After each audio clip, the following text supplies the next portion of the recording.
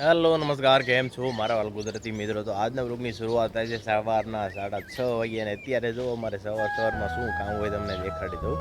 તમે જો અત્યારે અમે પશુ માટે ખાણ કાઢેલું છું ને ધુમાડાની ફૂલ તૈયારી ચાલુ રહી છે. તો મિત્રો આપણે ગાય અને આ ભેંસને દોવાની છે, થોડુંક અંધારું પડે છે એટલે થોડીક તમને વિડીયોમાં ક્વોલિટી સારી નહીં આવતી હોય. તો સૌથી પહેલાં આપણે આ ગાયને દોઈ લેવી જલ્દીથી જલ્દી, કેમ કે ભાઈ વાગી ગયા છે 6:30.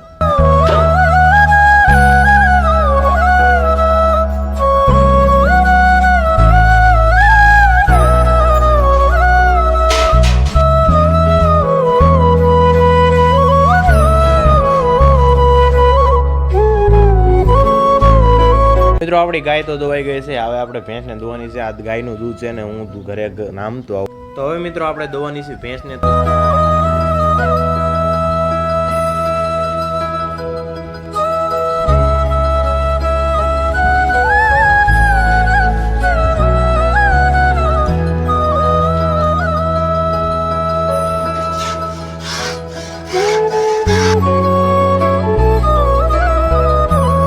આપણી ગાય અને ભેંસ બંને ધોવાઈ ગઈ છે ને હવે આને થોડુંક પાણી બતાવી દઉં, કેમ કે ભાઈ આખી રાતની તરસી હોય.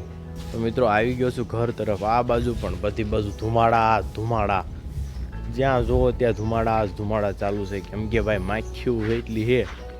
તો ભગવાનને દીવા બધી કરીને અત્યારે માથું પણ નથી ઓળાવ્યું ને નાવાનું પણ બાકી છે. અને નાવાનું તો કાંઈ નક્કી નથી, કેમ કે ભાઈ આજે થોડીક દવા છાંટવાની છે, એટલે જો વરસાદ નહીં આવે તો દવા છાંટશું, બાકી વરસાદ આવશે તો દવા કેન્સર. માથે ચોપડીને ખાવી રોટલી.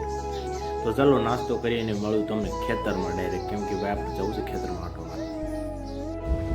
તો મિત્રો મસ્ત મજાનો નાસ્તો કરીને આવી ગયો છું આપણા ખેતરમાં, અને ખેતરમાં હું જોવા આવ્યો તો કે ભાઈ કેટલીક ઈળો છે અને વરસાદનું વાતાવરણ છે, અને જો આવા માહોલમાં આપણે દવા છાંટી તો આપણી દવા ધોવાનો પ્રશ્ન રહે. અને ચાલો તમને હું એકવાર મકાઈનું મારું દ્રશ્ય દેખાડી દઉં.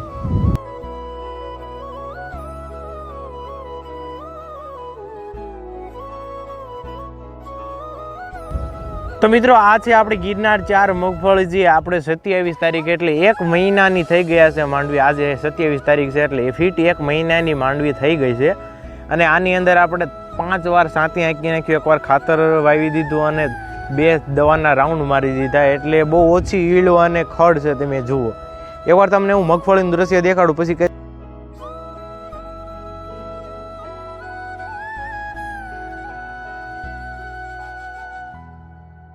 તો મિત્રો આવી ગયા છે આપણા બીજા ખેતરમાં, ને આપણે આ ખેતરમાં નીંદવાનું છે. ખાલી 10-15 સાહ છે, પછી આપણે બીજા ખેતરમાં નીંદવાનું છે. તો હાલો આપણે દાંતરડી લઈ અને માંડી નીંદવા, કેમ કે ભાઈ આપણે મારા મમ્મીની જો ચાળે પૂજી ગયા છે. બે ચા લઈને હું અત્યારે પહોંચી ભાઈ વિડીયો બનાવવા ગયો તો આપણે બીજા ખેતરમાં, એટલા માટે હાલો તો હું અહીંથી સાહ સડી જાઉં.